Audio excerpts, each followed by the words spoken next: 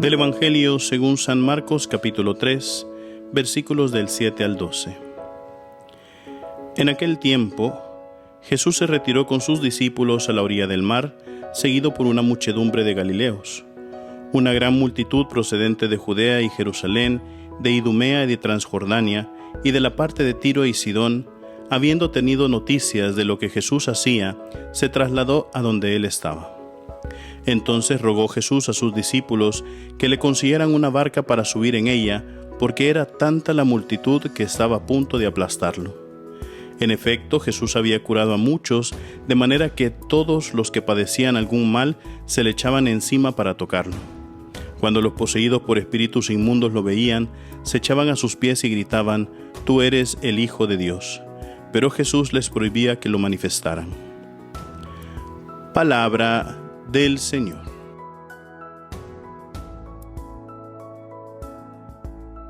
Queridos hermanos, estamos en este jueves de la segunda semana del tiempo ordinario y el episodio que nos ha presentado el Evangelio el día de hoy es un episodio donde nosotros vemos la euforia que crea el estar con Jesús, a tal punto, ¿no?, de que el Señor, así como hemos escuchado en otros episodios del Evangelio, ya no podía entrar abiertamente en una ciudad.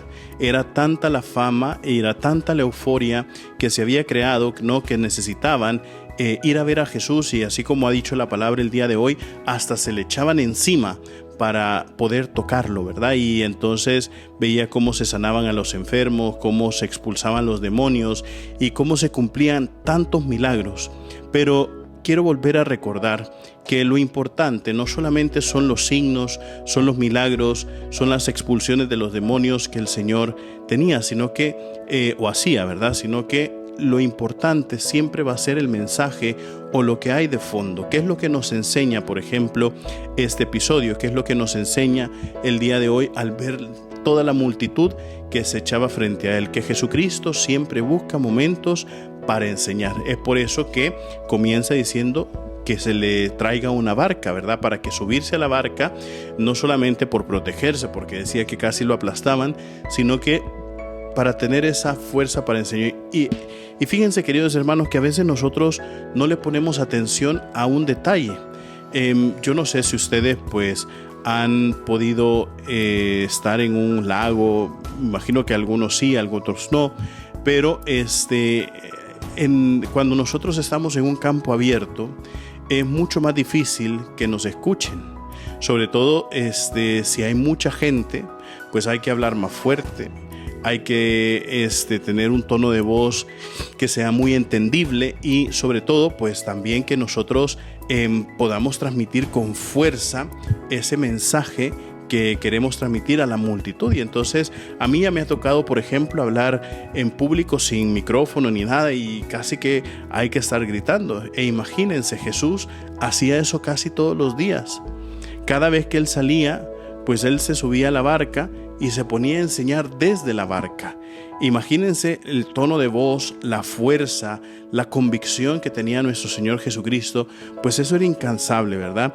Y entonces al momento en que nosotros también tenemos que transmitir a los demás ese mensaje del Señor, entonces no que lo hagamos con la misma fuerza, porque no todos tenemos la misma fuerza, pero que lo hagamos con la misma forma, de modo incansable.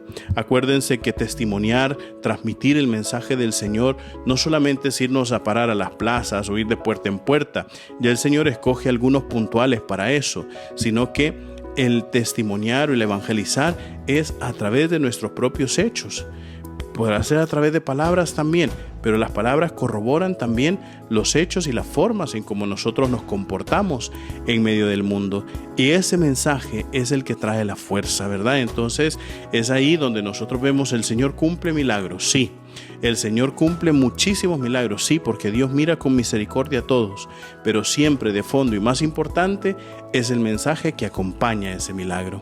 Recuerden, mis queridísimos hermanos, nosotros somos lo máximo para Cristo. Así sea.